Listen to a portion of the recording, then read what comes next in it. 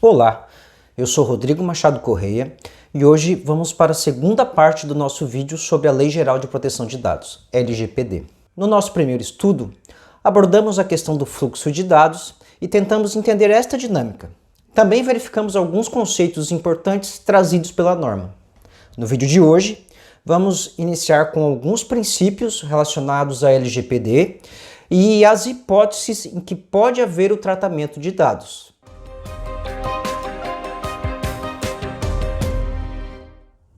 Iniciaremos o nosso estudo de hoje com o princípio da finalidade, que nos diz que os propósitos do tratamento de dados precisam ser legítimos, ou seja, dentro dos parâmetros da lei. Na prática, não pode haver finalidade genérica, pois a finalidade precisa ser descrita e informada ao titular dos dados de forma específica.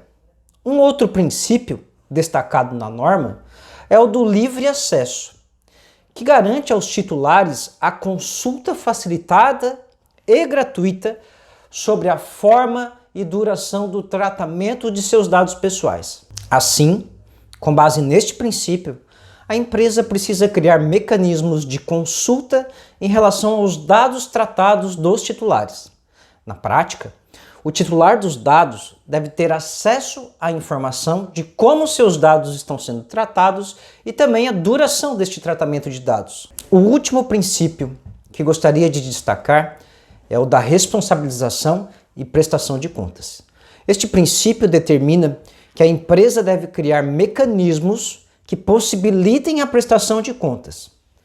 Desta forma, a empresa precisa criar procedimentos eficazes e capazes de comprovar a observância e o cumprimento das normas de proteção de dados. A ideia aqui é de que não basta ter um programa de proteção de dados, é necessário procedimentos que demonstrem que este programa existe e que o mesmo é eficaz na proteção dos dados. Até o momento, entendemos alguns conceitos e princípios trazidos pela norma, bem como a ideia de fluxo de dados. Agora, vamos entender as hipóteses legais de tratamento, ou seja, somente pode haver tratamento de dados se houver um enquadramento deste tratamento com as 10 hipóteses trazidas no artigo 7º da lei.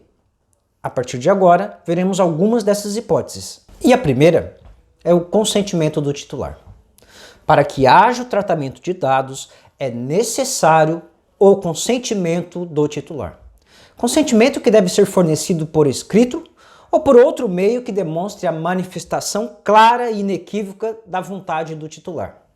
Desta forma, o titular consente expressamente com a possibilidade de tratamentos dos seus dados. Sempre que possível, tente fundamentar o tratamento de dados também em relação aos demais incisos do artigo 7º, pois, em tese, não há hierarquia entre as hipóteses de tratamento. Esta fundamentação é importante, pois o consentimento fornecido pode ser revogado.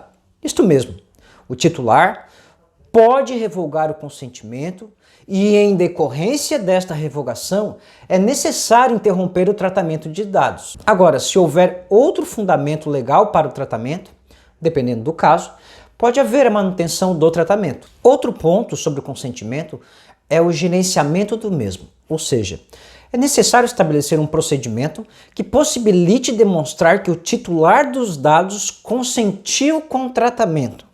Não adianta pedir o consentimento se não houver a possibilidade de demonstrar que o mesmo ocorreu. Vale lembrar que cabe ao controlador provar que o consentimento foi obtido em conformidade com a LGPD. E mais uma coisa, não confunda fornecer as políticas de tratamento com consentimento em relação a estas políticas.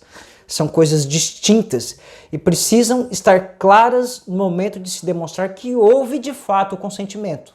Uma segunda hipótese de tratamento é para o cumprimento de obrigação legal ou regulatória pelo controlador, como, por exemplo, as empresas que possuem funcionários. Estas empresas, em decorrência da obrigação legal, precisam prestar uma série de informações destes funcionários a órgãos públicos. Aqui, este tratamento de dados independe do consentimento, pois trata-se de uma imposição legal à empresa. Assim, quando houver uma outra norma impondo que você insira dados pessoais em determinado banco de dados, não há a necessidade em regra do consentimento. Nossa próxima hipótese é quando o tratamento de dados é necessário para execução de contrato ou de procedimento preliminar relacionado a este contrato. Para entendermos melhor, vamos tomar, por exemplo, um funcionário recém-contratado que fornece vários dados para a confecção e execução de seu próprio contrato de trabalho.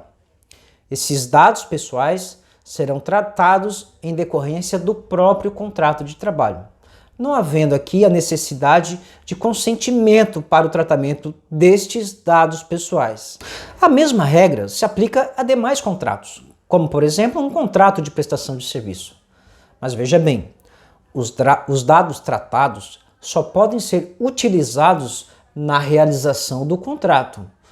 Ou seja, eu não posso utilizar esses dados para outras finalidades.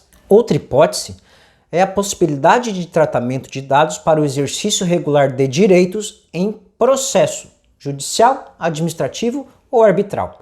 Aqui se trata de inserir dados pessoais para o exercício de um direito em um processo, seja ele judicial, administrativo ou arbitral. Desta forma, a utilização dos dados pessoais neste processo independe de consentimento do titular. E claro, não poderia ser diferente. Pois imaginem se fosse necessário pedir autorização do réu para o autor inserir os dados do mesmo em uma petição inicial. Haveria a inviabilidade do sistema processual. Então, se eu quiser entrar com uma ação de cobrança, eu posso utilizar os dados do devedor sem o consentimento do mesmo. Seguindo nas hipóteses que resolvemos destacar, está a possibilidade de tratamento de dados para a tutela da saúde, exclusivamente em procedimentos realizados por profissionais de saúde, serviços de saúde ou autoridades sanitárias. Aqui, nós podemos enquadrar nesta hipótese o tratamento de dados das pessoas que realizaram ou realizam exames em razão do Covid-19, tendo em vista a tutela da saúde. Estes dados são tratados e encaminhados às autoridades públicas sanitárias. Veja bem, nesta hipótese, o laboratório não necessita de consentimento do titular para tratar os dados. Uma outra hipótese de tratamento de dados é quando o tratamento é necessário para atender aos interesses legítimos do controlador ou de terceiro. Bem, nesta hipótese, o controlador precisa estabelecer medidas que garantam a transparência do tratamento de dados, baseado em seu legítimo interesse. Ele precisa demonstrar que os dados utilizados na promoção de sua atividade também trazem benefícios ao titular dos dados.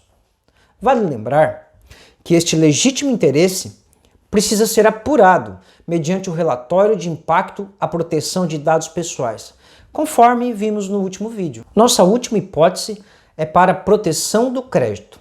Este caso traz a possibilidade de uma empresa acessar um banco de dados para verificar o crédito de uma pessoa que pretende entabular um determinado negócio jurídico, assim como permite a coleta de dados necessários à composição deste próprio banco de dados, que tem por objetivo a proteção do crédito. Bem, este é o nosso segundo vídeo sobre LGPD. Teremos mais vídeos sobre o tema. Espero que as informações possam ter sido úteis e até a próxima!